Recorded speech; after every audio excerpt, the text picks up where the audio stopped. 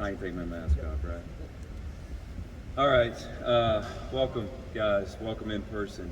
I can honestly say I missed you guys. Miss seeing your faces.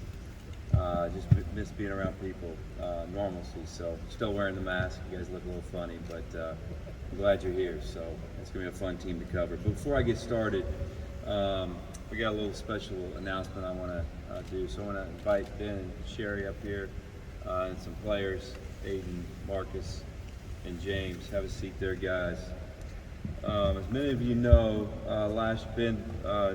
you learned about Ben last year, but what you don't know is Ben's our teammate through Team Impact, and this is Mom Sherry. Team Impact is an incredible organization that provides children with serious illnesses the opportunity to pair up with a college team as an honorary teammate for 2 seasons. Ben is as tough as they come. He had bacterial infection in his heart and had to have a heart transplant. But Ben didn't let that stop him. He joined our team during COVID. Actually, he joined our team on Christmas night last year, and we had some gifts for him at that time, and it was really a good timing for us because we had just lost a tough game, and Ben became a part of our team that night. Because of COVID, though, and because of what Ben's been through, we were never really able to get together last season. We did everything through Zoom. My players did a great job. These guys up here did a tremendous job with Ben, developing a relationship with Ben over Zoom, playing video games, doing a lot of different things with Ben. Ben's fight inspired our guys to fight just as hard. If you remember anything about our team last year, we really competed, and Ben was a big inspiration to us. The reason Ben is here today is because he never officially got to sign with our team. So Ben, I'd love to finally make it official and have you sign with our team today. Congratulations and welcome to the Turk family.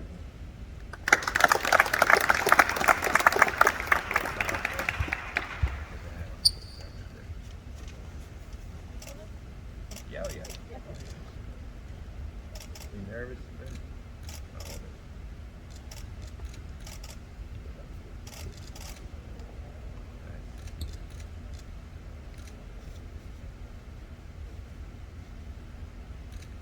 Benjamin, official name.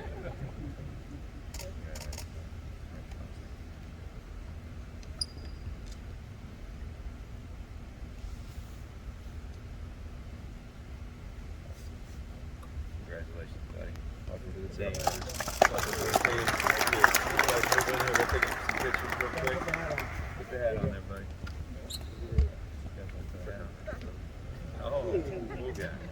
Look right here first. Oh, I'm gonna leave my mask on for Ben.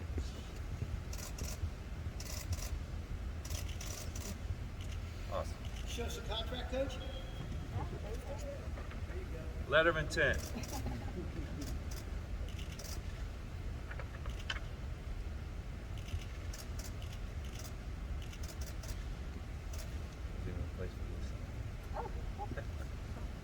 Real quick, Josh from Team Impact is going to say a couple words.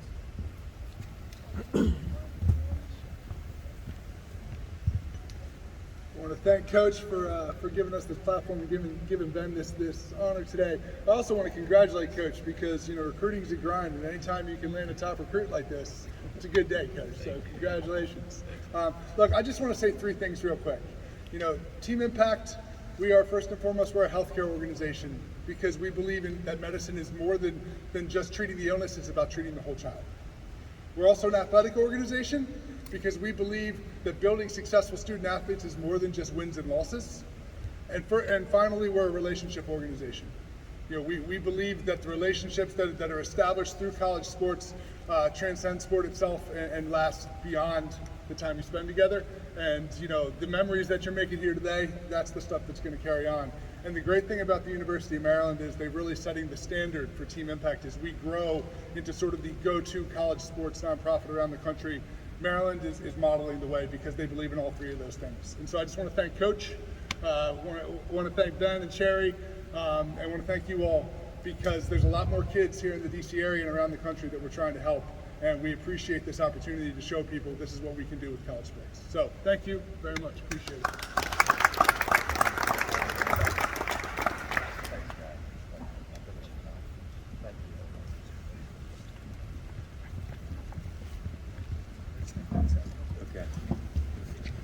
we'll see Ben around a lot more this year. Obviously, still restrictions with the mask, but he'll be at some of our games. He's actually been at some of our practices this summer, and he's into Taekwondo. So just a little bit about Ben. But all right, about our team. Obviously, a good turnout. Everybody's excited about our team.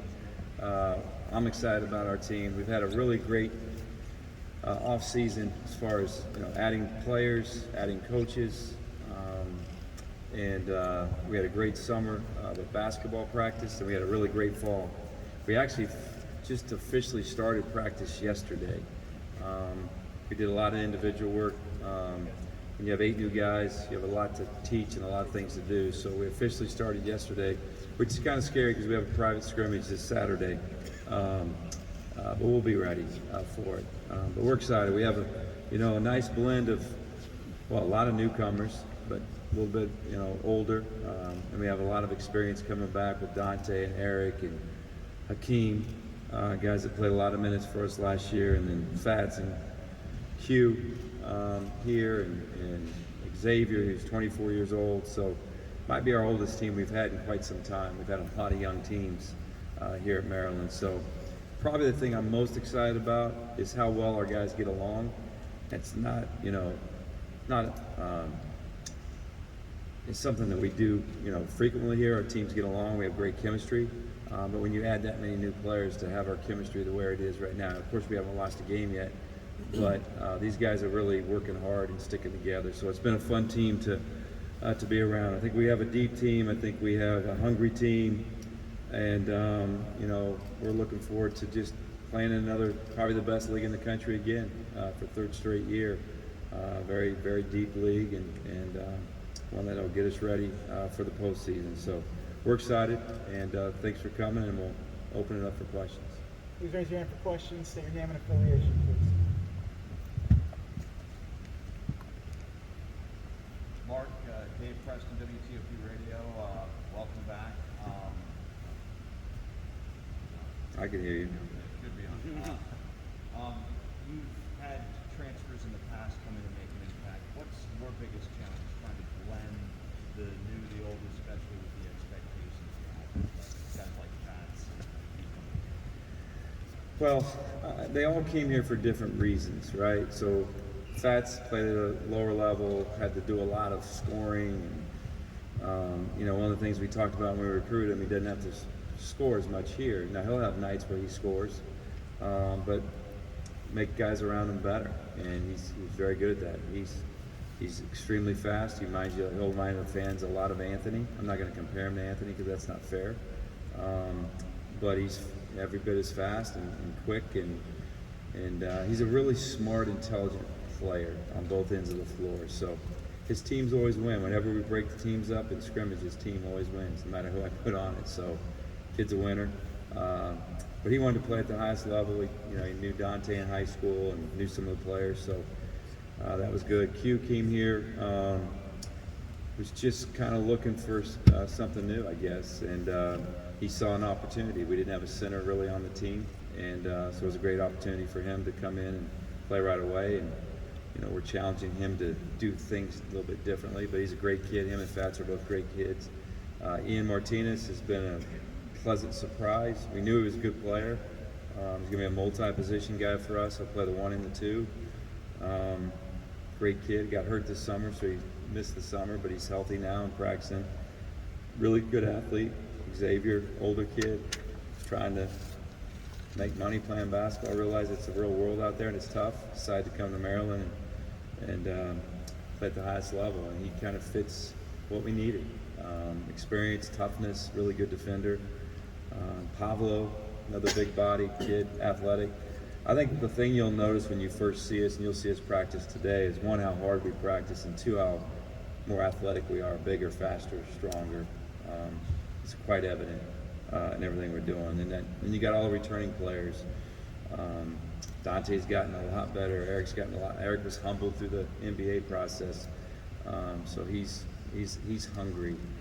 Hakeem's put on about 15 pounds of muscle. He looks like a whole different player. He's a terrific player, really knows how to play. a guy like James Graham, Marcus Dockery, they've all gotten better. So, and I consider James a freshman coming in. Pleasant surprise, Julian Reese out of Baltimore.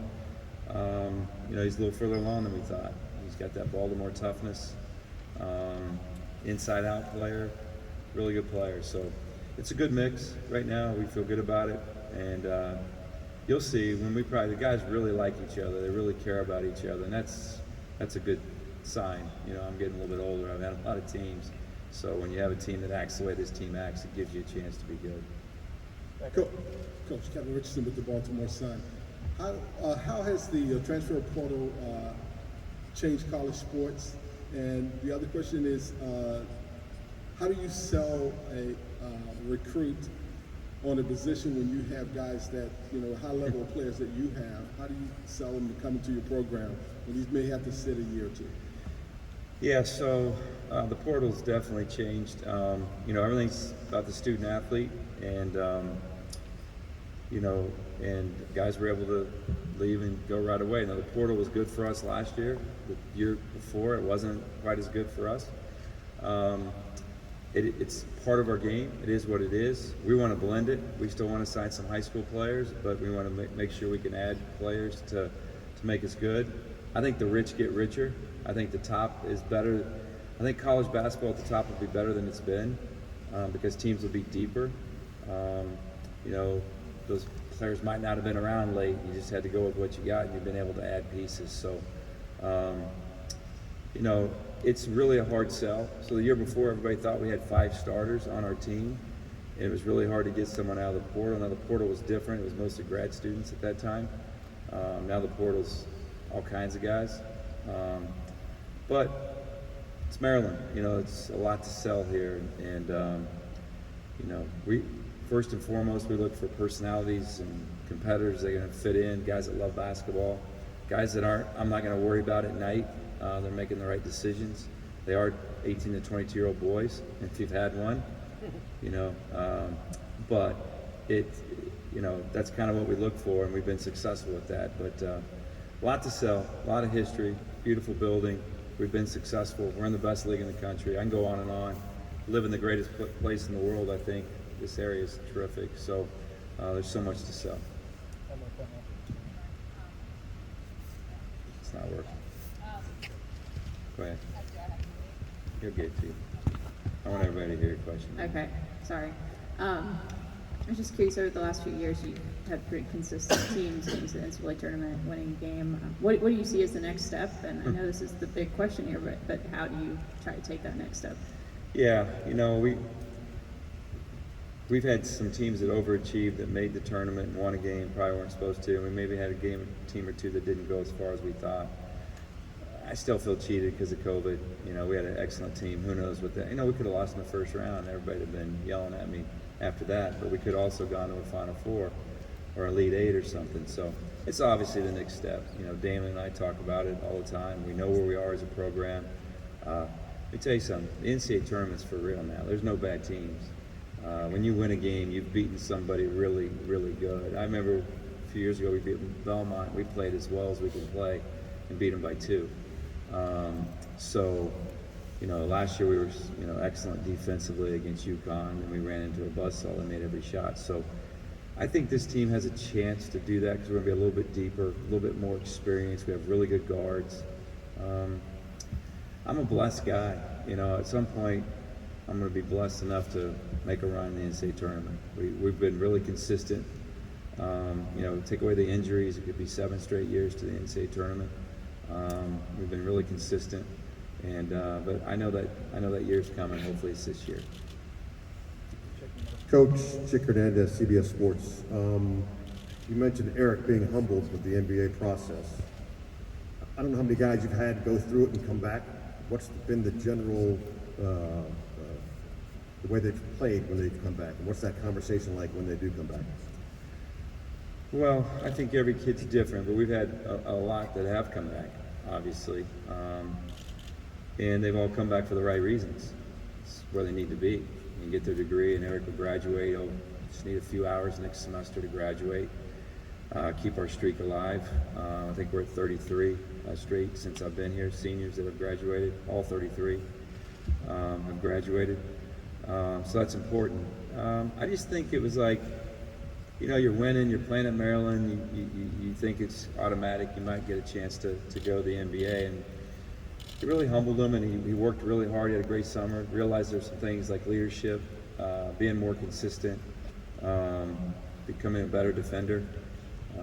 We know he can score, so, and I think it's the best thing for him. I think Eric to graduate from Maryland and play his senior year, I just don't know why kids give it up. I really don't. Imagine if Anthony would have given up his senior year and how his story is totally different. I just wish more kids would understand that college is special and stick around longer. And I'm glad Eric did, and I imagine he's going to have a great year. And he'll give himself to win another championship, maybe hang from the rafters. Who knows what kind of year he's going to have. So, but by coming back, he has a chance to do that. Ryan, back up. Hey, Coach. Ryan McFadden from the Baltimore Sun. The Big Ten has a lot of talented big guys. Oh, can you hear me? Yeah. Sorry. The Big Ten has a lot of talented big guys like Hunter Dickinson, Kofi Coburn. Just how important is it to have someone like Hugh down low going against those top guys? Yeah, and there's probably some you didn't mention that are pretty good too. And we weren't built for last year's Big Ten. We kind of figured it out just enough to make the tournament. But yeah, we're more built for the Big Ten. We got Q, who's experienced and long and physical, and Juju 6'10", and so it gives you another one. Pablo's a big, strong kid at 6'8", 240 pounds. You know, Dante can guard at 5. He did it last year, and the way we team defend allows us to do it. But yeah, it helps. It just probably where it helps more is we had no low post scoring. And you look at our teams when we've been successful, we've had a lot of low post scoring, and Q's really good down there. So it just gives you more ways to score. It was really hard for us. We go in droughts last year because we had to rely on a jump shot or beat someone off the dribble. So that helps. But physically, we're much more equipped to stay fresh and compete at the highest level of the Big Ten. Patrick in the back. Mark, adjacent to that question, with what Dante gets to deal with now, not necessarily having some of those matchups, how different do you think things are going to be for him, and how well equipped is he to take advantage of how different things are likely to be for him? Yeah, so he's still stronger than most fours that he'll play against. We'll play differently. If you've watched our teams the last 3 years, we've had to coach differently all 3 years because our teams have been drastically different all 3 years. We'll play a little bit different, a little closer to the way we played with Bruno. But we had sticks out there too, so we had a big lineup. We won't play the big lineup quite as much this season. He's gotten better. Dante's really gotten better. He's worked. I've always said publicly and to Dante, he was a 1 out of every 4 day guy as a freshman, and then he was an every other day last year. And this year he's 4 out of 5 or sometimes 5 out of 5 during a week, working and doing the right thing. So leadership, practicing hard. So he's gotten a lot better. He can do things one-on-one. He's one of the elite shooters in the Big Ten. He shot 45% from 3 last year. So I think he's even a better shooter. He can get hot, and he can score in a variety of ways. I mean, back guys down, he can score off the dribble, he can shoot threes. We can post him up some. So I think he's going to have a great year. Please stack up. Hey Coach Reese, I'm with the left bench. Good to see you. You're standing right behind it, the infamous wall student section. Yeah. Especially after last year, no fans. How excited are you to have them back in the building this year? Yeah, I mean, you see all the sports that are playing in front of fans now, how excited the coaches and athletes are. And this place is special. This building's special. To me, when it's a big game and our fans know we need it, this is the top 4 or 5 building in the country. And that's saying a lot because there's a lot of really good buildings around. And we missed them. We lost more games last year at home. Now, we weren't as good and the league was terrific. But I don't think we'd have lost as many if we'd had our fan base. So I think we had the best home record in the Big Ten the last 6 years or whatever. There's a reason for that because of our fan base. And our students are very important. They know that. We're going to honor Lefty this year. We're doing the Midnight Miles, the 50th anniversary. We had 500 students sign up in the first 24 hours. I'm not sure what we're at now number-wise, but hopefully we'll have 1,500 to 2,000 kids that night and have a little party after we run a mile. Eat some pizza, give away some prizes. They're important to us, and we need them. You know, I think every successful program has a great fan base, and a fan base that just, there's a lot of games that our fan base has won for us that we shouldn't have won, but they would not give up. They would not leave early. They stuck with us till the end, and that's why I came to Maryland, because we have a special fan base, and they really care about basketball. And I imagine we're going to be pretty good at home, and it'll be great on Tuesday night, the 9th, I believe it is. Hopefully we'll have a great turnout and have a lot of students here that night, and just being back in front of the fans will be great. Coach, Bruce Posner from Turf Talk. Coach, you're one of the most optimistic guys I've ever met. Every year you You have... tell my wife that. Well, that's a basketball thing. Give me your optimism on this team. You know, how do you look at this team? Where do you see your strengths? Offensively, what you're going to do, and defensively, what are the strengths that make you optimistic this year? Well, our strengths are we're older, and it's huge in college basketball. You look at the last several champions, they've been old. NCAA champions have been old. League champions have been old. So we have great guard play. Fats and Eric are terrific players. Ian Martinez, terrific player. Hakeem Hart, terrific player. So we have experience. We have really, really good guard play. And then we have the size to, match up against big teams, which we didn't last year. Might not have to double as much, and be in rotation all the time, and be in rotation on rebounding. We have a lot of guys that can score the basketball. We have a lot of guys that can shoot the basketball. We play a lot of one-on-one. If you ever come watch us in the summer and in the fall, and then even when the season ends, we'll go 4 weeks pretty hard after the season. We make guys better individually, and I think our depth's really good, and we're fast. You'll see it today at practice. We're really fast, and we're athletic, and I think we're well coached. So that's why I think we're going to be pretty good. Hey, Coach. Jacob Richmond from the Diamondback. You've got two players in Pablo Zuba and James Graham, who are still some of the youngest players on the team, but they already have some experience under their belt. So can you just kind of tell us, what are you hoping to see from this year, especially, you've talked about it, it's more veteran team. Where we need to see them get to play a role? Yeah, so all three of those kids, Pablo, James, and Juju, all turned 18 during the summer. June 18th, June 30th, and July 3rd, they turned 18. So when they came here, they were 17. James obviously came at Christmas last year. Thank God he did. He's a much better player. He's changed his body. You see his body now. I see them all helping us. Youthful exuberance. They all give us something different. Juju, like I said, Baltimore nastiness. We scrimmaged yesterday. We took the weekend off. It was our last free weekend for a long, long time. And we took the weekend off, and we got up and down yesterday for 15 minutes. He had 3 or 4 offensive rebound putbacks against a pretty good player in Q. So he's got some game. Then he did a pick and pop 3 in the scrimmage. So he's going to help us. Pablo is a great athlete. Pablo guards Dante every day. He gives Dante fits. He's physical. He can move his feet. We can switch screens with him 1 through 4. He can guard 1 through 5. He can guard a center. He's been a 5 most of his career. We'll make him more of a perimeter player. So he'll help us. And then James is just an excellent shooter. I mean, could be one of the best shooters on a team that has a lot of good shooters. And he can really shoot it. He can get hot. James can make scrimmage. He can make 3 threes in 5 possessions and really change the scrimmage.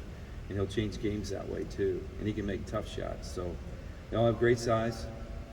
James being 6'5", 6'6", Pablo 6'8", and Juju 6'10". So I think that's really what will stick out to you is just the size of our team. It's just it's just totally different than what you've seen last year.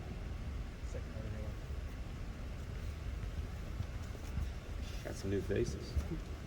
Hey, Coach Turgeon. Chris Idell from Purple Radio in Baltimore. Talk about your assistant coach, Coach Manning, who had a good career at Wake Forest. I know he kind of ran out, and then also Coach Brady, who spent some time down at JMU. Yeah, I'm very fortunate. Really, the only people that know what you're going through are people that have been head coaches. I mean, I used to think that I was going to be a pretty good coach, but I had no idea when I was assistant what guys were going through. And so Danny and Matt know. Matt's a terrific coach. Matt's been with me. Matt's a terrific all-around coach, recruiting coach, basketball coach, works hard, great individual coach, great team coach. And then Danny's a guy I've known since I was 18 and a good friend of mine. We went through a lot together. And he loves to coach. And 'cause I asked him why he wants to do this. He's come out here, and you'll see today he's into every possession, never takes a possession off coaching. He's a great all-around coach, but he's a terrific big man coach.